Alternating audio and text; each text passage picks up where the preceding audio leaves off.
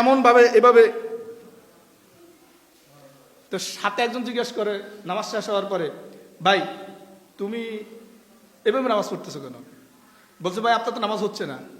তো তাহলে তো দাঁড়াও, ফায়ের সাথে রাসূলুল্লাহ সাল্লাল্লাহু আলাইহি ওয়াসাল্লামের সুন্নাতকে কটাক্ষ করে রাসূলুল্লাহ সাল্লাল্লাহু আলাইহি ওয়াসাল্লাম বললেন, কাব বিল কাব কাতিব বিল কাতিব, ফায়ের গোড়ালির সাথে গোড়ালি, কাঁধের সাথে কাঁধ মিলিয়ে দাঁড়াও। আল্লাহ রাসূলের সুন্নাতকে আপনি কটাক্ষ করতেছেন, আস্তাগফিরুল্লাহ। আপনার ঈমান অটোমেটিক চলে যাচ্ছে। আপনি যে হাসি ঠাট্টা করতেছেন, এই ঠাট্টার মাধ্যমে আপনার ঈমান চলে যাচ্ছে। আপনি এই সম্পর্কে একবার চিন্তা ভাবনা করেন নাই। এইভাবে সুন্নাতকে কটাক্ষ করার জন্য আপনাকে কে বলেছেন? জাতির সামনে যে আপনি এই সুন্নাতকে মানুষের সামনে ব্যঙ্গচিত্র করে কটাক্ষ করে আপনি জানাচ্ছেন, আপনি ইসলামটাকে কাট সাট করে বুঝাচ্ছেন যে এগুলো আমাদের এই বাংলাদেশে চলে না। আপনি কি বুঝাতে চান? এইভাবে সুন্নাতটাকে কটাক্ষ করার জন্য কে বলেছে? আমরা তো কোনোদিন সারা বাংলাদেশের মধ্যে আমরা নামাজ পড়ি, জীবনে কোনোদিন কোন একজন মুসল্লিকে ডাক দিয়ে বলি না ভাই আপনার সালাত হচ্ছে না।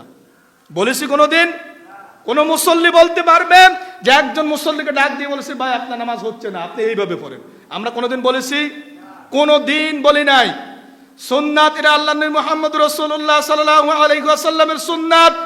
আপনি পৃথিবীর প্রত্যেকটা দেশে যান, কে কিভাবে নামাজ পড়লো এটা দেখার টাইম নাই। ইমাম সাহেব খুতবা দিচ্ছে, সালাত আদায় করতেছে, প্রত্যেকটা মুসল্লি চলে যাচ্ছে। আর আমাদের বাংলাদেশে অ্যালার্জি শুরু হয়ে যায়, দেখে এইভাবে সালাত আদায় করতেছে কেন?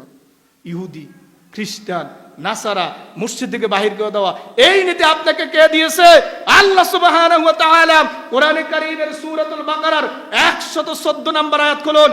আল্লাহ নিজে বললেন, ওয়ামান আযলামা মিম্মান মানাআ মাসাজিদাল্লাহ, ও চাইতে জালেম আর কে?